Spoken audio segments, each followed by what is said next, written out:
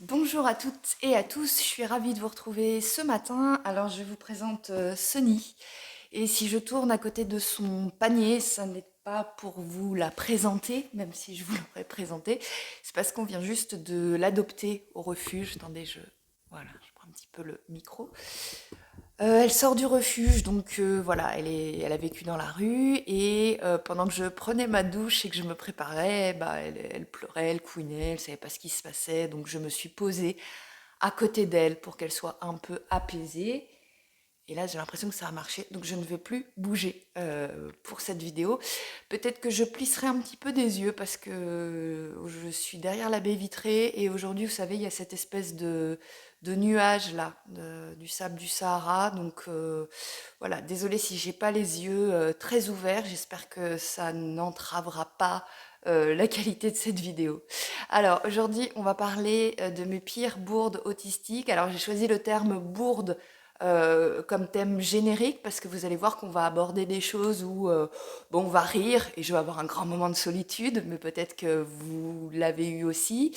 Et puis parfois on va parler de choses un peu plus sérieuses où on parlerait pas de bourde, mais vraiment de difficultés de compréhension. Donc là, ça peut faire prévention aussi. Voilà, c'est-à-dire que sous ces 7 bourdes, je me suis dit qu'on allait un petit peu narrer de l'anecdote et à travers la narration de ces anecdotes, on va mettre un petit peu de théorie dessus ou tout du moins d'hypothèses de théorie puisque ce sont des anecdotes passées. Donc voilà, je vais juste vous dire ce qui s'est passé dans ma tête à ce moment-là. Bon bah allez, mes 7 pires bourdes autistiques, c'est parti.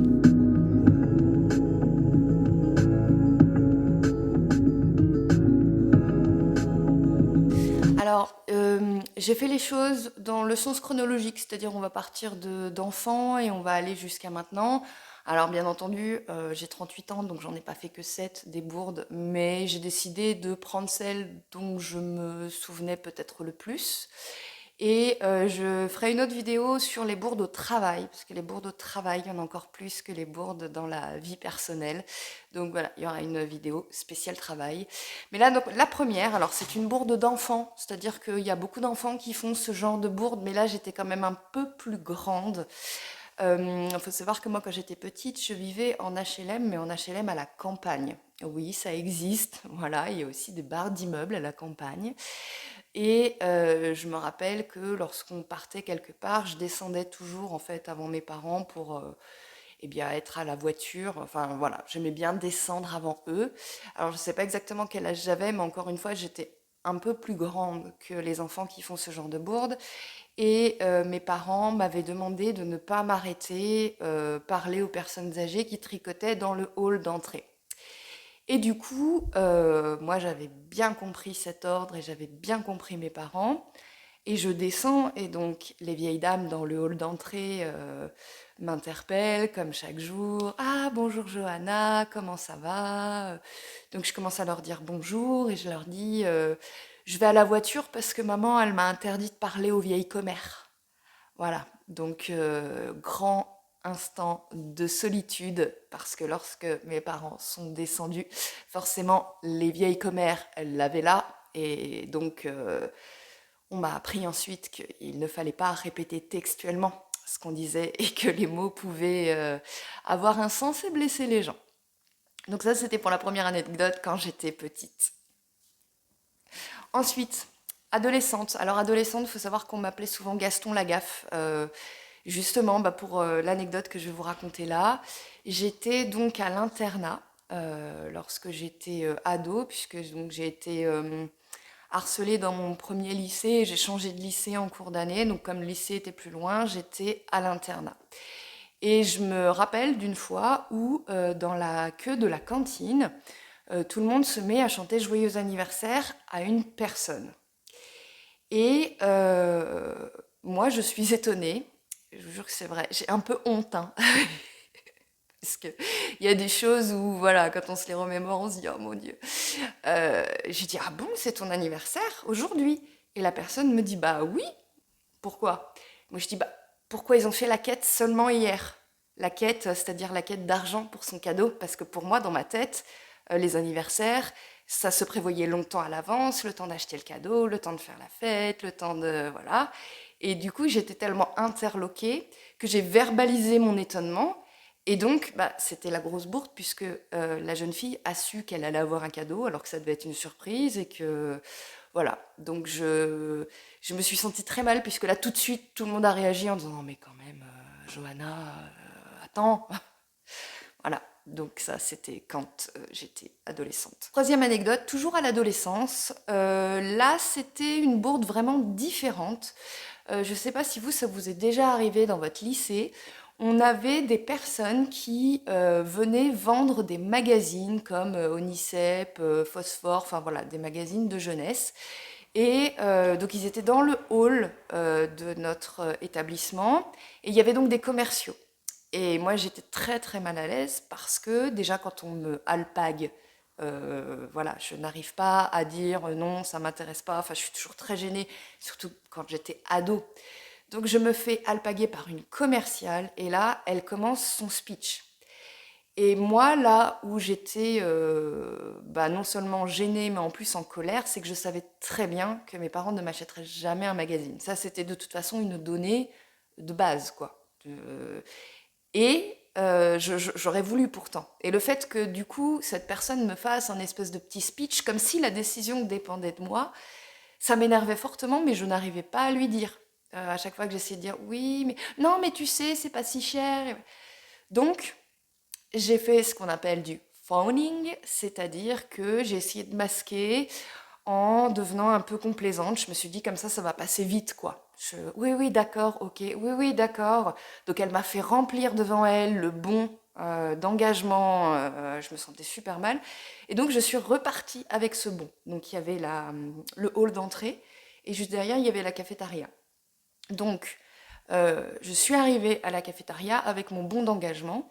Et là, j'ai vu, il y avait une table où il y avait deux amis à moi de l'internat. Et j'ai voulu, sur le moment, aller m'asseoir à leur table bah, pour déverser quoi, ce qui venait de m'arriver et le fait que j'étais très, très en colère. Sauf que, du coup, je n'ai vu que, j'ai pas vu qu'ils étaient avec une autre personne. Voilà, je les ai reconnus. Je me suis dit, bon, bah, je suis très énervée, je vais aller déverser auprès d'eux. Et donc là, je m'assieds à la table de façon un peu théâtrale parce que j'étais vraiment, au niveau de l'émotion, c'était monté très très haut. Je m'assois de façon un peu théâtrale et là, je commence à sortir des insanités sur la commerciale. Voilà, je vais pas vous les dire, mais tout un tas de gros mots. Et tout en disant ça, je déchire le papier en petites miettes, je le fais voler.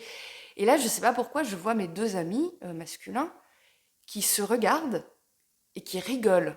Et je me dis, mais qu'est-ce qu'il y a? Enfin, c'est pas drôle, là, je suis en colère. Et là, un de mes deux amis me présente le troisième comme étant le collègue de la commerciale de l'entrée. Et là, gros moment de blanc. Mais vraiment, je savais plus où me mettre. Je m'en souviens encore aujourd'hui.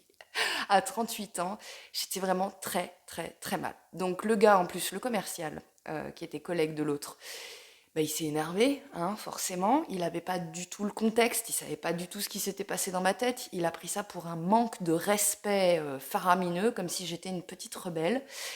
Donc bon, bah, il m'a passé en savon, il m'a demandé d'aller m'excuser, ce que j'ai fait, et je me rappelle que quand je suis allée m'excuser, j'ai vu un regard un peu dubitatif dans l'œil de la commerciale, parce que je pense qu'elle aussi, elle pensait avoir affaire à une petite rebelle, et en fait, je me suis excusée limite à la coréenne, quoi. Pardon, pardon, pardon. Donc elle était étonnée, et moi aujourd'hui, voilà, je m'en souviens encore, et je sais qu'aujourd'hui, j'essaie vraiment d'éviter, voilà, tout ce qui est démarchages commerciaux dans la rue. Enfin, moi maintenant, je croise même plus le regard. Fut un temps, je faisais croire, alors c'est pas bien ce que je vous dis, hein.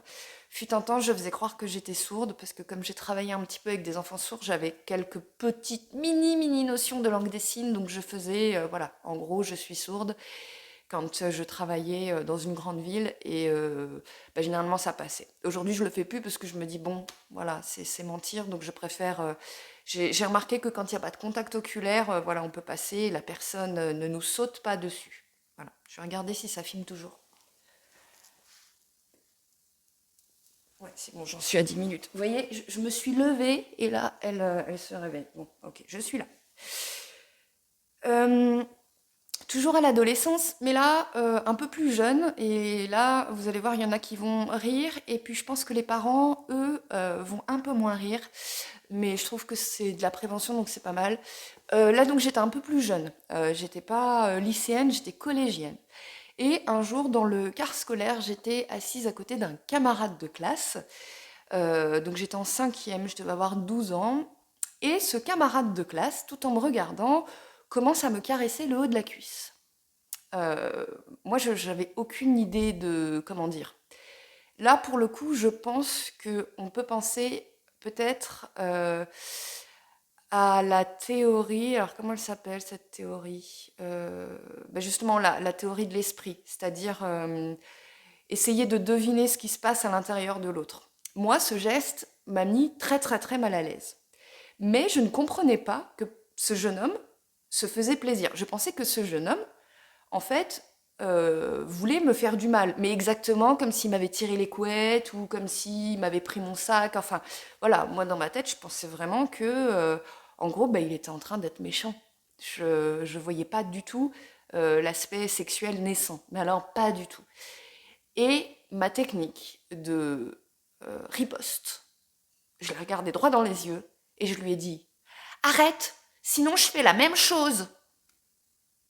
Bah, vous pensez bien qu'il a continué. Je suis allée jusqu'à faire la même chose. Et là, je crois que j'ai compris qu'en fait, il aimait bien ça. Donc, je sais plus comment ça s'est arrêté, si j'ai changé de place ou si j'ai. Voilà. Mais sur le moment, je n'avais dans ma tête, je voyais pas du tout l'intention de ce jeune homme en fait. Je pensais qu'il me. Ouais, comme des fois les collégiens peuvent faire, quoi.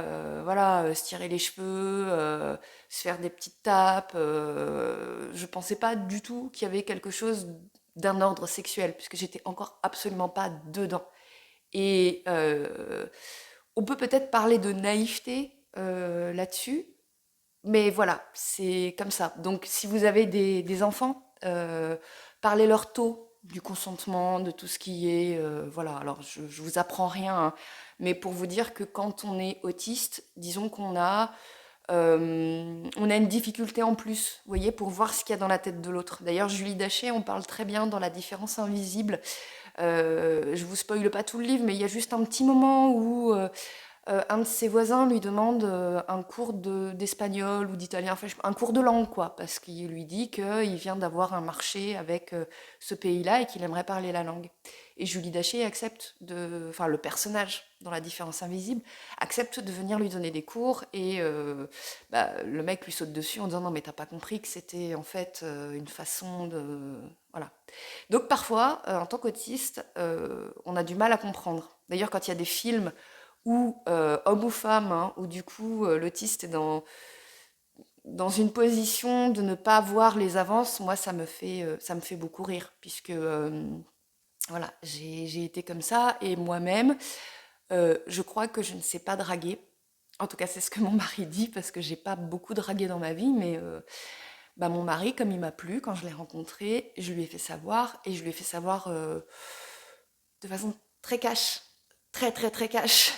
Bah parce que je sais pas faire autrement en fait. Je sais pas comment. Voilà, est-ce qu'on se fait des faux compliments? Est-ce que. Bah non. Moi je dis bah tu me plais. Voilà. Et puis voilà, je vais pas vous raconter l'histoire de ma rencontre avec mon mari. Je le ferai un jour, dans le cadre, je me ferai plaisir et je parlerai de mon intéressé, donc Daniel Balavoine, et je vous livrerai toute l'histoire. Alors, numéro 5, l'histoire des croûtes de pizza. Hein, je précise. Alors, cette histoire, elle m'a suivie, mais alors, à chaque repas de famille, il y a l'histoire des croûtes. Et donc, ça fait plus de 10 ans maintenant, hein. Et très récemment, je crois que très récemment, mon mari m'a innocentée. Ça y est. Mais vraiment, il y a eu un quiproquo que pendant 10 ans, je n'ai pas pu démentir. Enfin, je n'arrivais pas à dire quelle était mon intention. Je vous explique. À cette époque-là, donc j'étais jeune adulte, ma fille était toute petite, je crois qu'elle était chez ses grands-parents, enfin elle n'était pas là, et je passais une soirée avec une amie. Et mon mari, ce soir-là, me disait, je vais voir mon frère. Et alors moi, je soutiens, voilà, c'est le point de discorde. Je soutiens qu'il m'a dit, vous ne m'attendez pas, je mange avec eux. Moi, j'avais entendu ça, hein, voilà, il mange avec lui, ok. Et ce soir-là, avec mon ami, on s'était commandé une pizza. Et moi, il faut savoir que je ne mange jamais les trottoirs de pizza. Voilà, c'est comme ça, hein. Je sais que ça fait de la perte, je sais que voilà, mais je n'arrive pas à manger les trottoirs de pizza. Et donc mon mari le savait bien, hein, puisque à chaque fois qu'on mangeait une pizza, ben moi je laissais les trottoirs. Et il me disait tout le temps, tu laisses la croûte, mais c'est ce qu'il y a de meilleur. Voilà. Donc moi j'avais toutes ces infos-là dans ma tête, hein, tout ce que je viens de vous dire, voilà. Et du coup, bah, on mange nos pizzas avec mon ami. Moi, comme d'habitude, je laisse mes trottoirs. Et il se trouve que mon mari rentre et finalement, il n'avait pas mangé chez son frère. Et comme s'il était prévu qu'il mange à la maison, il me dit mais vous m'avez rien laissé? Et donc moi, je suis pris au dépourvu parce que pour moi, l'info, c'était qu'il mangeait pas là. Et j'ai une deuxième info dans ma tête qui est que il me prend toujours mes croûtes parce qu'il dit que c'est le meilleur. Et là, je lui dis il reste les croûtes, c'est ce que tu préfères. Pour moi, c'était purement factuel.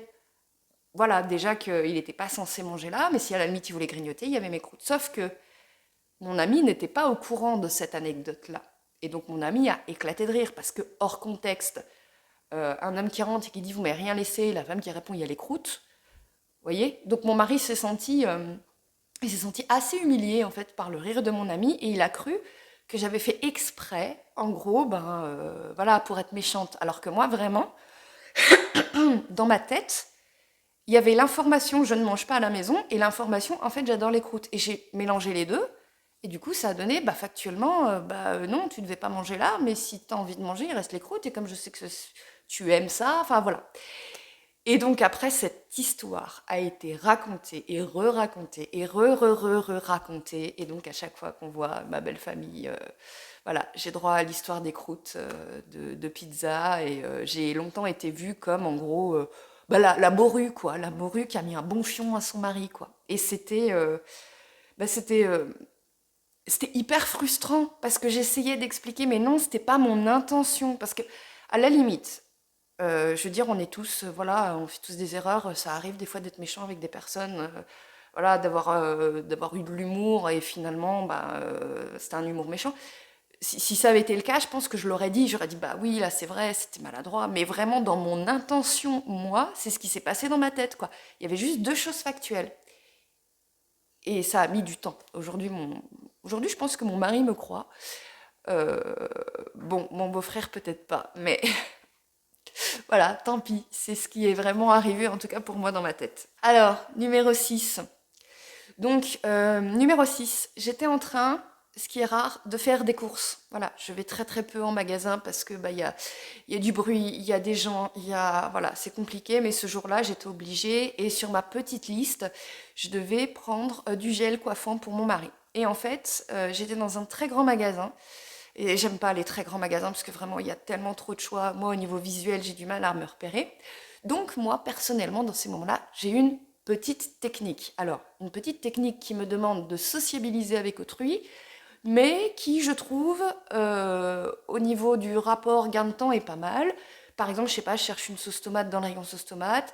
Je vois alors soit une personne du magasin, soit une personne qui fait ses courses. Et je demande toujours avec la même phrase excusez-moi, monsieur, madame, sauriez-vous dans tout ce rayon où se trouve la sauce tomate en tube? Voilà. Et généralement, soit la personne qui vient te chercher, ah oui, c'est là, ou la personne du magasin, on en a plus, enfin voilà. Donc c'est la petite technique que j'utilise souvent quand je me retrouve bloquée devant un rayon. Et là, donc j'avais du gel pour les cheveux à acheter à mon mari. Et donc je me retrouve devant ce grand rayon, je ne le trouve pas. Il y a une silhouette à côté de moi. Bonjour monsieur, excusez-moi de vous déranger, savez-vous où se trouve le gel coiffant pour les cheveux? Et là, le monsieur me répond, je ne sais pas parce que moi j'en ai pas besoin. Et là, donc je le vois, je le regarde, ce que je n'avais pas fait avant, puisque moi quand je regarde, enfin, je ne détaille pas, vous voyez, je vois une silhouette et je m'adresse, mais je ne regarde pas vraiment. Le monsieur était chauve, voilà. Et bon, pas le genre de personne chauve qui pourrait en rire, vous voyez. Enfin là, je suis tombée sur la personne que j'ai vraiment vexée. Donc Je me suis platement excusée. J'étais super mal. Et je me suis dit, bon, on va arrêter cette technique pour le coup. Et enfin, en dernier, ah bah c'est une... Bon, c'est au travail, mais c'est au travail, ça aurait pu être dans un groupe d'amis, voilà. On était en réunion et là, il y a eu apparemment un couac. Et le responsable était le chef de service. Chef de service avec qui tout le monde a une très bonne entente, hein, voilà, je place un peu le contexte. Et donc une de mes collègues dit à mon chef de service, bon ben qui a fait ça? Et je voyais bien que c'était sous-entendu que c'était lui. Et là mon chef de service dit, c'est pas moi, c'est mon jumeau. Et là j'ouvre la bouche et j'étais prête à lui dire, ah bon? Vous avez un frère jumeau qui a travaillé au même endroit que vous? Mais c'est dingue! Bon alors là je vous avoue, heureusement, j'ai juste ouvert la bouche et j'ai vu après que tout le monde rigolait, donc je me suis dit, ah, ça doit être une blague en fait, pour faire comprendre que c'est lui qui l'a fait, mais qu'il n'assume pas vraiment cette erreur-là. Voilà, donc j'espère que cette vidéo aura pu vous être utile, que vous soyez autiste, neurodivergent et que vous vous sentiez un peu moins seul, ou même si vous êtes aidant, si votre conjoint, votre enfant est autiste, voilà, sachez que parfois, il peut arriver dans la communication de faire ce genre de bourde. Alors ça ne veut pas dire qu'il faut tout laisser passer à une personne autiste, hein, absolument pas. Dans ces cas-là, s'il y a quelque chose qui vous a blessé, dites-le alors sans crier, sans... Dites-le simplement à la personne. Voilà, quand tu m'as dit ça, j'ai imaginé que ça, du coup je me suis sentie comme ça. Vous voyez, et la personne, normalement, si vous lui avez expliqué calmement, elle est tout à fait à même de dire, ah, mais je suis vraiment désolée, je voulais pas te blesser, je voulais pas, voilà ce qui s'est passé dans ma tête. Le dialogue, de toute façon, c'est toujours la clé. Donc, c'est pas parce que la personne est autiste que vous devez laisser passer toutes les dingueries, entre guillemets, hein. Vraiment, ça nous aide en fait. Quand vous nous dites, bah, tu vois, là, par exemple, dans ces moments-là, il vaut mieux pas faire ci ou dire ça. Là, par exemple, donc avec ce nouveau petit chien, donc on a déjà eu un chien avant, mais qui n'était pas du tout, enfin qui n'avait pas du tout le même caractère. Donc là, les balades qu'on va faire ne seront pas du tout les mêmes. Et mon mari m'a appris, enfin je lui ai demandé, je lui ai carrément posé des questions, quels sont les us et coutumes quand on se croise avec un autre promeneur de chiens. Parce que j'ai remarqué que la première balade qu'on avait fait, mon mari donc tenait le chien en laisse et il y a eu une autre dame et les chiens se sont reniflés. Donc moi j'ai demandé à mon mari, est-ce que ça se passe toujours comme ça? Est-ce qu'il faut demander au propriétaire? Est-ce que... Voilà. Quel est le manuel d'instruction du promeneur de chiens quand on croise quelqu'un? Voilà, pour pas commettre d'impair. Bon, j'espère que ça vous aura peut-être fait rire, que vous vous sentirez moins seul. Vous, quelle est votre plus grosse bourde autistique? Dites-nous, hein, qu'on en rit ensemble. Bon, j'espère que vous allez bien. Je pense à vous, je vous souhaite plein de petites cuillères. Et puis, bah, je vais continuer ce que j'ai à faire en espérant que la petite boule de poil me laisse faire ma matinée. Allez, salut!